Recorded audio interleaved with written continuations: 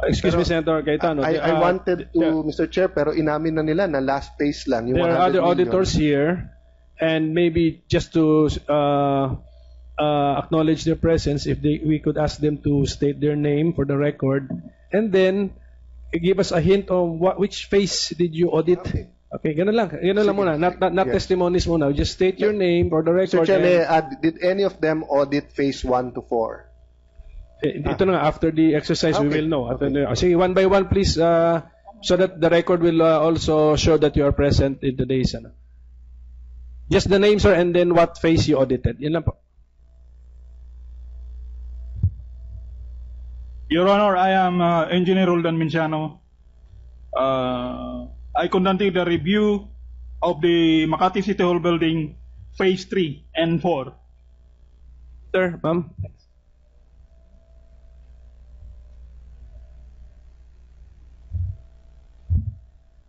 Sir, Your Honor, I am Rosalina Prestosa. My participation is phase 5. Sir, Your Honor, I'm Ricardo Custodio, phase 5. Your Honor, Cecily Pineda, phase 1 and 2. Your Honor, Alan Sorrentino, phase 1 and 2. Your Honors, Engineer Saldi Labara, phase 1 and 2. Your Honor, Winifredo Paquera, phase 5. I'll ask the committee secretary to administer the oath to our auditors because Senator Cayetano will ask questions of you.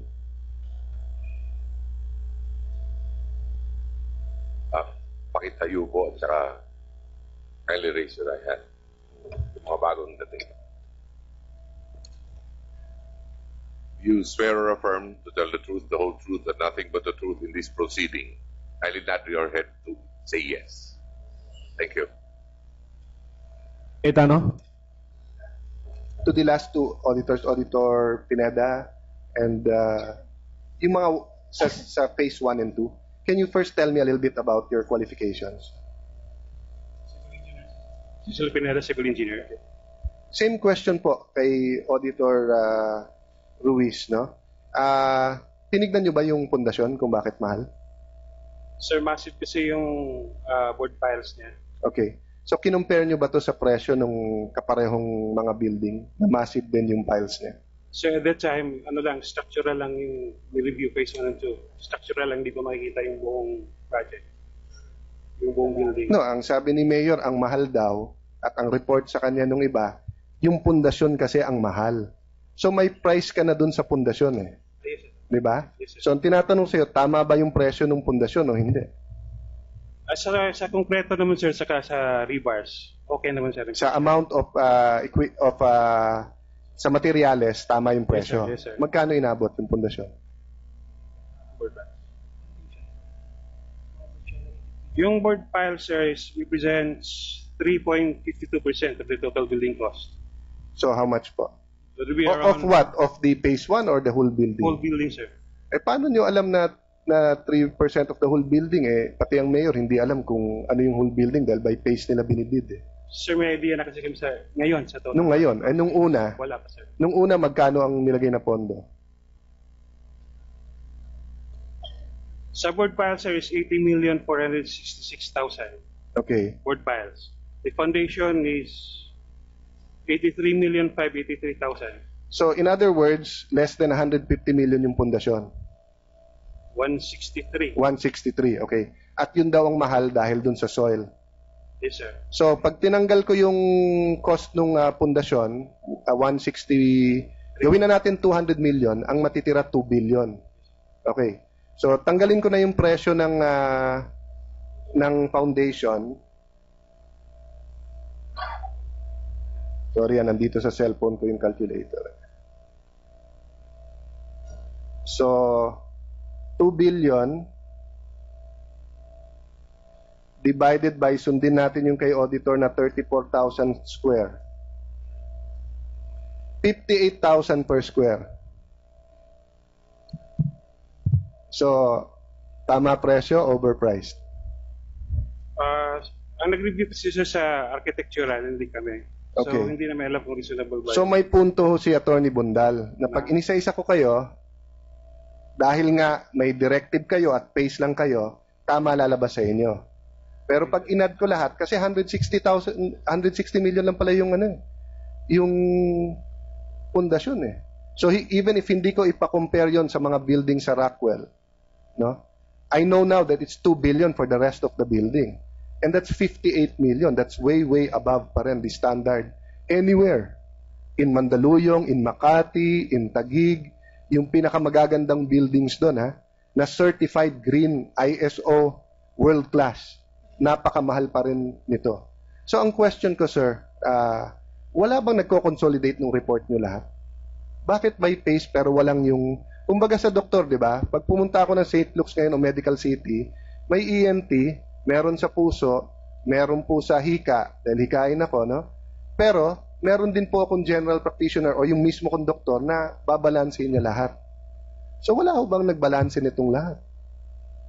Sir, kung akong tatanungin, sir, dapat siguro sa kung tapos na yung project, yung final na paano natin malalaman kung tapos o hindi? Every other year, dinadagdagan.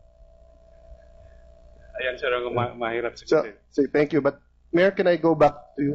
Is this a building that's unique dahil eto lang yung may pace? Or yun talaga ang style sa Makati na iba't ibang mga big ticket items o malalaking projects may pacing talaga? This is a practice by the city government to divide into phases, Your Honor. Pero Mayor, yung sinabi ni Mayor JB kanina, kung by phases, nilalagay mo na sa regular budget. Meaning, kung sasabihin mo 5 years to make 50 million a year, so 2001, 50 million, 2002. Yung sa inyo, hindi eh. May mga ilang taon na walang budget, and then yung natirang savings nung mayor ang father mo, yun ang inappropriate nyo, and then the next year, nangutang ka ng 5 billion. Dito kinuha. Pero sa regular appropriations every year, wala siya.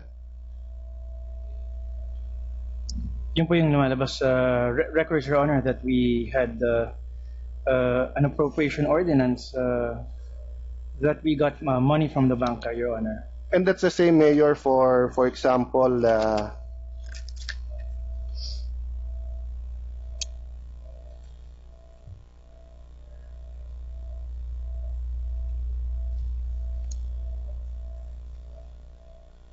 proposed construction of emergency hospital na Makati District 1, Phase 2, Malugay Street, Bel Air, 2 billion. So Phase 2, kailan ginawa yung Phase 1 nito? I will get the records, Your Honor. Pero ito po ay project po namin dun sa, tama po dun sa District 1 Yes. po. Wala tayong paglalaban ng mayor na maganda ang ospital, maganda ang building. Ang question nga is kung overpriced o kung totoo yung sinasabi ni Atty. Bundal na may sistema. So when Phase 1 of this hospital was made, alam na ba natin kung anong total cost? Again, Your Honor, as I mentioned earlier, it is really divided into phases. Mayor, di ba ang phases dinidivide mo kasi alam mo na yung total cost. So kung ang total cost is 2 billion and sabihin hatiin natin sa 5 phases, so pwedeng 500, 500, 400, 300, pwedeng 300, 300. Pero hindi pwedeng 600 muna ngayon, tapos Mayor, saka natin tansyahin kung magkano. Hindi ba may design ka muna bago, that's what I was asking, Mayor, yung process. Hindi ba from the start may design? Let me go back to that. Paano ba mag-bid ang Makati? Design and build ba kayo or meron kayong in-house na magdi-design tapos i-bid nyo? Yung pong sa ospital, ito po ay kumuha po ng arkitekto. Yes, lahat naman may arkitekto, pero design and build or build lang siya? Your Honor, if you can give me 1 minute, I have my head for engineering. Sige po. That I can confirm. Sige po. Suspend for 1 minute.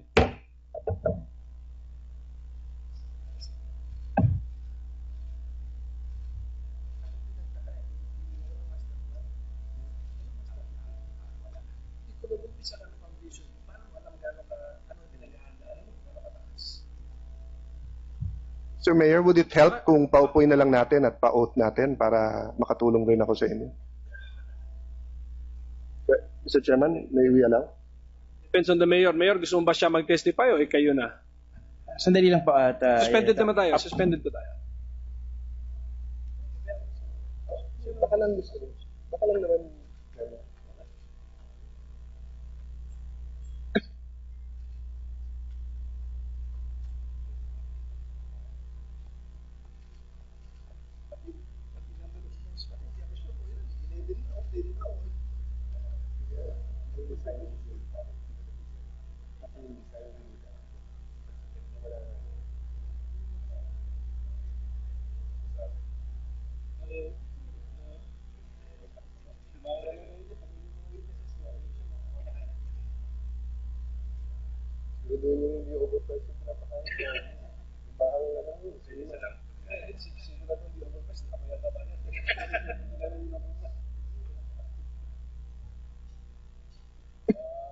Sige po, Your Honor. Okay, session resumed.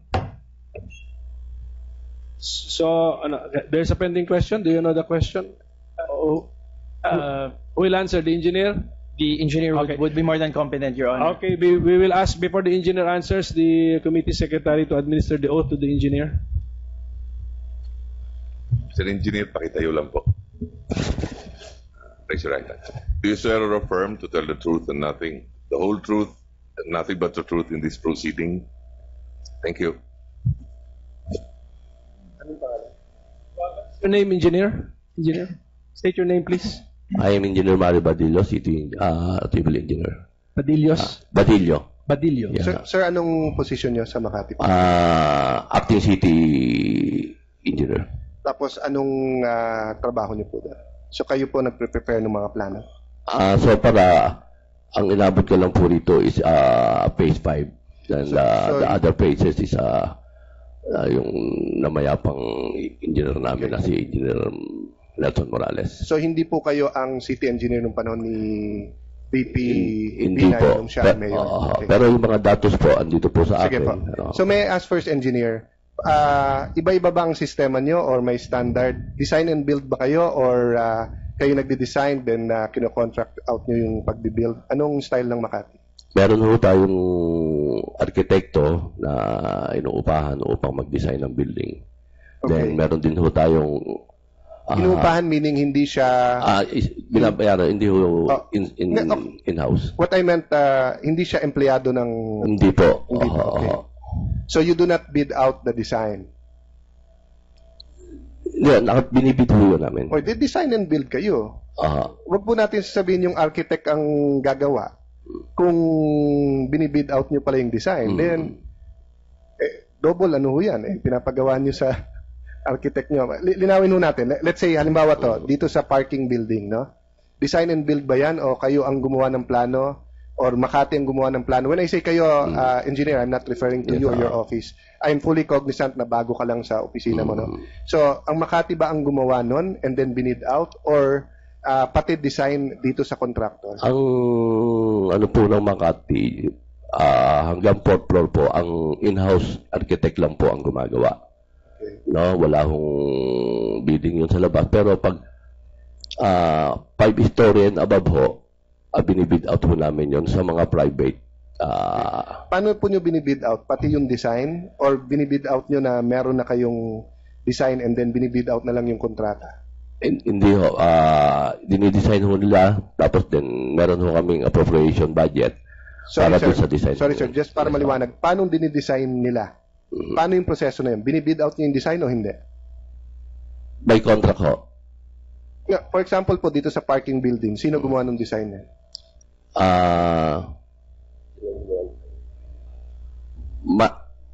Mana Architect. Mana Architecture. So, you paid them to make the design? Yes. And then, based on their design, binid nyo? So, sa design po nila, 2.2 billion yung abutin? Ang lumabas ho dito, kasi meron ho kaming appropriation bid. Sir, yung appropriation later on na yun is 1.92990. Then yung sa architectural design is almost mga 130 million. Opo, pero ano inunan yung bayaran? Yung architectural plans po muna, yun muna ang binayaran nyo. Pero binid out nyo rin po kung 100 million.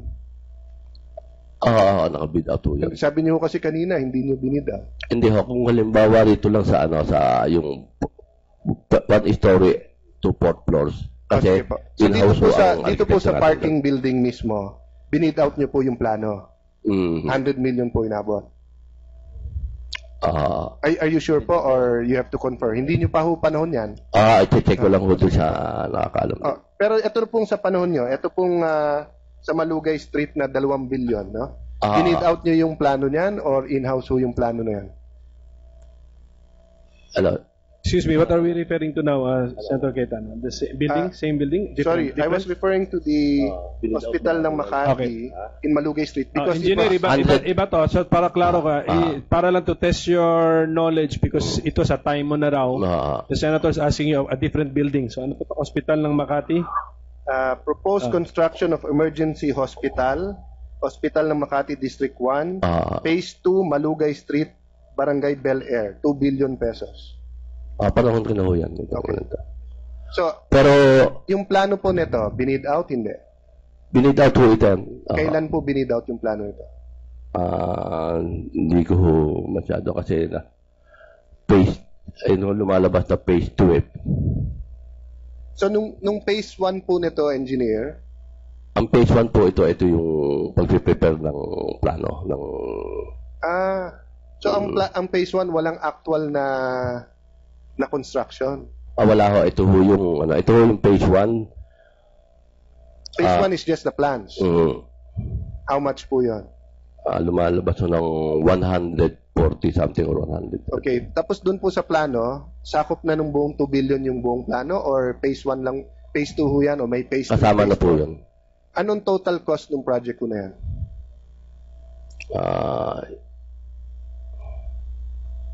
Almost. Kasi ang total cost ng structural is 1.929. Then almost 134 million, I think. So wala na tayong asahan dyan, engineer, na biglang magkaka-phase 3, phase 4, phase 5? So far, meron pa rin ho sigurong phases kasi structural lang po itong phase 2, is 1.929 billion. So ang ibig sabihin po natin, engineer, sa Makati, moving target yung construction nyo. Hindi nyo masabi at this point in time magkano yung isang building, di ba? Ibang-iba to sa private sector. Sa private sector, hindi papayag yung may-ari ng building na mag-umpisa nang hindi niyan malalaman kung ano ang total cost. Totoo po yun. Hindi ba bad accounting practice to, engineer? Hindi ho. Itong, meron akong example dito, itong building to namin, itong tinatawag na parking building, meron ho kaming kontrata rito. Base ho ito sa phase by phase ng projects. Tama yung engineer, hindi yun ang pinupunto ko eh. Ang pinupunto ko, kaya pera ng bayan yan, at lalo kung pera ng bayan o pera ng individual, gusto ko malaman ko kung magkano ang bibiling ko at kung ano makukuha ko. Di ba yun yung racket sa Hong Kong? Sabihin na mas mura sa amin, boss, yung camera. Pagbili mo, hindi pala kasama yung case at yung baterya. So, babalikan mo, babayaran mo yon. So, yun ang pinupunto nila, Attorney Bundal kanina, na, paano namin malalaman kung overpriced o hindi? Hindi namin malaman kung hanggang phase 53 yan o phase, So, babalikan ko po, engineer, you can pick any project na over 100 million sa Makati, At the start, wala kayong idea kung magkano abutin yung project na yun? May approximate ho kami, may appropriation budget ho kami ron. Pero hindi ho kami lumalagpas ng appropriation budget. No, yung appropriation budget nyo po is by phases hindi sa totality. So, katulad po nung sa Makati building, sa Makati parking building po, 10 ordinansa po ang pinasan nyo. 207A-15, 28-035, 210-005, 211-37, 211-16, 211-038, 211-043, 2012-043, 2013-026, 2013-031. And it has a grand total of 2.7 billion, but ngayon sinasabi ng COA, 2.2 lang. So mukhang may saving pa kayo ng 500. So paano yung isang taga Makati o isang taga Pilipinas na gustong makita, boss, overpriced ba yan? Hindi. Boss, pag natapos ba yan, ano itsura niyan? At saka walang ilang taon to. Ibig sabihin, kung hindi nangutang si Mayor Junjun ng 2011 and ng etong 5 million at 3 million, hanggang ngayon nakatiwangwang yung parking building na yan. Wala kayong nakikitang problema doon, engineer? Kasi usually ho dyan, ang construction ho ay straight contract. Mostly ho sa government, state contract ho yan. Binabayaran natin ng contractor kung sa magkano ang total amount ng contract. Unlike the private construction, kalimitan ho, yung mismong owner ang bumibili ng materyales. Labor lang po sila. Kaya medyo engineer, hindi naman bahay na ang ginagawa dito na yung owner ang bibili ng materyales. Lahat po ng building na ginagawa, sa the fourth man, sa Mandaluyong sa ano. May ano yan po, may general contractor yan. Tapos pinapakita sa architect, binibid and everything. No? And then may quantity surveyor ka. But let me go to another point, then I'll go back to Mayor Junjun. No? Ito po, no? Sa savings na 3.7 billion pag take over ni Mayor na inappropriate nyo, no?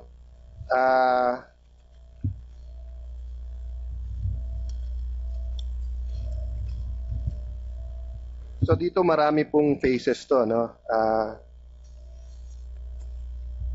Property 4-story with mezzanine, Port Bonifacio High School Building, Phase 3, 70 million. Property 4-story with mezzanine, Pio del Pilar School Phase 3, 60 million. Property 4-story, Tembo Phase 2, 60 million. Phase 3, mezzanine, Tibagan. Tapos may 200 million ba itong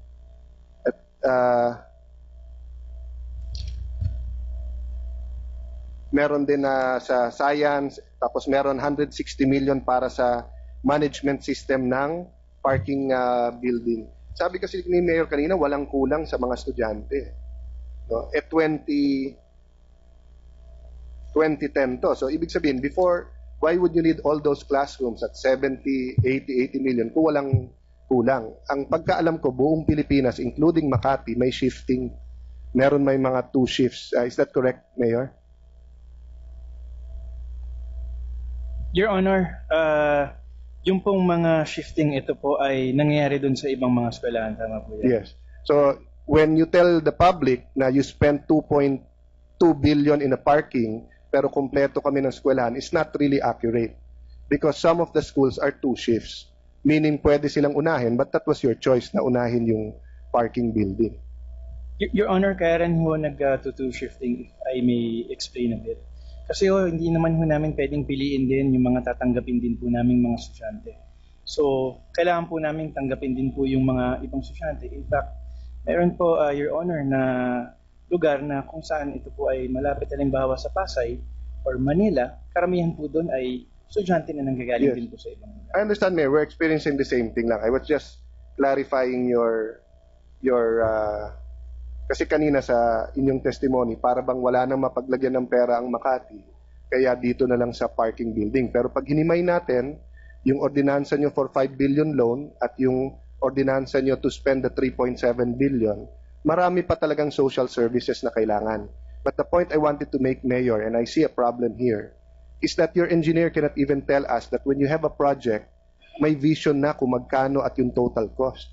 It's a moving target, no? And don't get me wrong, Mayor. I think if any LGU ilagay natin sa harap natin, may makikita tayong problema. But if Makati na premier city ay ganito nangyayari. And anyway, Mr. Chairman, I know that we agreed to end. But let me end with this, Mr. Chair, no? Mayor, kanina you made an appeal, no? Na wag guluhin yung usapan at sabi nyo, na-appreciate mo yung sinabi ni Senator Drilon na apples to apples yung dapat comparison. Tama po ba? Tama po yan, Your Honor. And siguro kung anong standard na binabato nyo sa amin, siguro, yun din ang standard nung sa sarili mo. Tama, okay. Tama po, Your Honor. Kasi for your information na lang, para hindi na humaba, this morning, mga kaklase ng sister mo, mga lawyers na closely associated at classmate ni Congresswoman Abby Binay, pinailan daw kami ng kaso.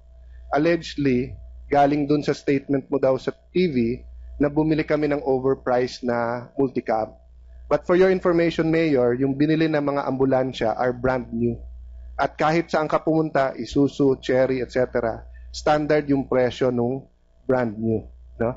Unfortunately, nakikiusap ka sa publiko na apples to apples sa building nyo, pero binabato mo sa mga tingin mong kalaban mo just because I participated here. Binabato nyo na kami nag-overprice. No? But tawagin mo ako sa Makati City Hall. Tawagin natin ang suppliers ng mga ambulansya. Willing kami gumarap. Kasi kung sa Makati, bumibili kayo ng second-hand na multicab, kami hindi. Kasi ambulansya yun tsaka fire truck. Kapag kayong mga reconditioned na multicab, Mayor, tanong mo, tumitigil at nasisira. Hindi mo, kahit may warranty yan, yung buhay ba ng tao, pagpapunta na sa ospital, kayo, ang ganda-ganda ng ospital nyo, pero pag tumirik yung multicab papunta doon, paano na? Ang problema po, yung kakampi nyo sa politika sa lugar namin, kanina sabi nyo, kakampi namin si Attorney Bundal. For the record, Attorney Bundal, I don't think I ever met you before. Did I meet you before? I don't know. But No, we haven't met. But First time. kung ikaw ang kandidato namin, siguro ako pumirma nung certificate mo. No? Kasi ako ang SecGen. Mas sa mga loob ko sa nationalista at winidraw ho bago mag-campaign period. So, pasensya ka na. But ang point ko, Mayor, just to seal this yung mga kakampi ninyo sa Taguig, ang mga tingas, pinamigay yung 300 sasakyan nung naging mayor si Mayor Lani. Kaya napilitan ako magbigay ng 9 million para may emergency vehicle kami. Kasi yung mga bus, emergency vehicle, towing, yung baha sa amin, yung ambulansya, pinamigay nila lahat sa mga barangay. Kung ang bibili namin yung tigwa 1.5 o tigto 2 million, hindi mabibigyan lahat. Kung recondition naman, titire. But as your sister, Senator Nancy always says, bukas ang pinto ko, hingin mo yung dokumento, mapapaliwanagan kayo. But okay lang naman sa akin dahil anything na ibato nyo na hindi naman totoo, bumabalik din. And I think ganun din naman sa inyo. In this hearing, you will be satisfied that we all treated you fairly. But I hope you understand, Mayor, no? If your father wants to be president, just like any one of us in this room, anything na ibato sa atin, obligasyon natin sa tao, sagutin. Hindi sabihin politika lang to and everything. So at this point, I don't know the protocol if you can invite the Vice President, etc. But marami kang hindi nasagot dahil panahon niya. Let me just say that personally, I'm open for him to come here and to explain to the public. In the same manner, nung magkasama kami sa kalye, tinitira niya si President Arroyo, magpaliwanag ka. Pumunta ka sa Kongreso. Presidente na yun, ha? Siya, hindi pa siya presidente. Vice President pa lang siya. So I think, Mr.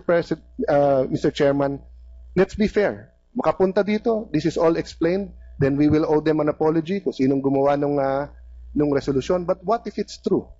And if it's true, it can mean that either of two things. Kumita sila, or pwede din yung kanina, na hindi nila alam, yung mga nasa ilalim pala nila, kumikita na in everything. No? But this hearing was very revealing, Mr. Chair, and may I just submit to you a list of people that I think should be invited. And then maybe as a courtesy and to show that we're fair kay Mayor Junjun, if he wants to invite anyone to testify, no, I'll may it be counted as my invitation so that he can invite those who wants to testify. Thank you, Madam Chair of the COA. Thank you to all our guest engineer. Kahit na ikaw ay may sakit at may cancer, salamat po na kayo dumating ngayong araw na to. Thank you, Mr. Chairman. Thank you, Senator Cayetano. Just to clarify, there are 5 phases. May we know the mayor, who was the mayor of Makati for each phase? Phase 1, Mr. Mayor. For phase 1, it says here 2007, Your Honor. Mayor Jojo Mabinay. Yes. Phase 2, Mr. Mayor. Phase 2, 2008. Mayor Jojo Mabinay. Still my father, Your Honor. Phase 3. It's 2010, so let me just check because I up to June took over 2010, Your Honor. So possible 3 to 5 is under your Yes, Your Honor. tenure already. Okay, just some factual questions. Ilang floors po ba talaga itong building ninyo? Kasi I've seen a description na 10 floors, 11 floors. Ilan po ba talagang floors? Itong Makati City Hall parking building. How many floors? Kasi po, may basement po tayo. Okay. Tapos may ground floor. Apo. Tapos may 5 floors po tayo. Apo. Tapos 4 floors na office ulit. Okay. At tapos meron na po tayo ng pinaka-roof deck. So, okay. So, alam kung paano bibilangin. Okay, ito na lang. Okay, it will be... So, tama ba 10 floors with 1 basement and the roof deck? Para klaro. Because I'm being misled with 11 stories with roof deck eh. So... Tama po ba yun? 10? Mr. Cuervo, is that the proper way to describe this? We have 10 floors. It's 11 floors because it's 10 floors above ground and plus 1 basement, so 11. Okay, kaya nga. Okay, so 11 floors. But the roof deck is not counted as a floor. No, it's not.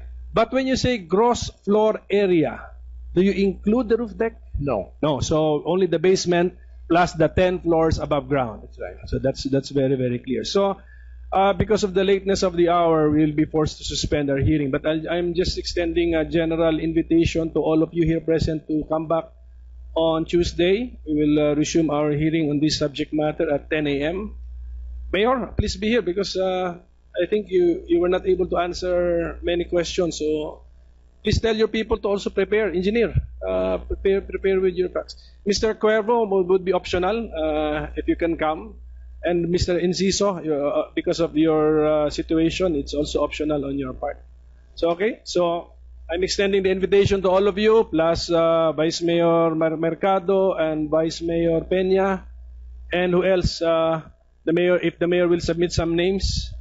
Ma'am Chairperson, can you be here Tuesday? Kasi marami tayong pag-usapan sa yung in aid of legislation. Kung nakita na natin na nagtuturuan Meron ba tayong paraan na maiwasan po natin yun? We will be here, Your Honor. Tapos, I will pursue this concept of green building or in the light of your circular 2012-003, would you, sa Tuesday na po to, would you encourage local government units to think outside of the box, pursue expensive projects which might fall under your circular? Unnecessary, irregular, or excessive. So let's discuss this on Tuesday. Anything more? Anything else? So, okay, there being no other matter, our hearing is hereby suspended.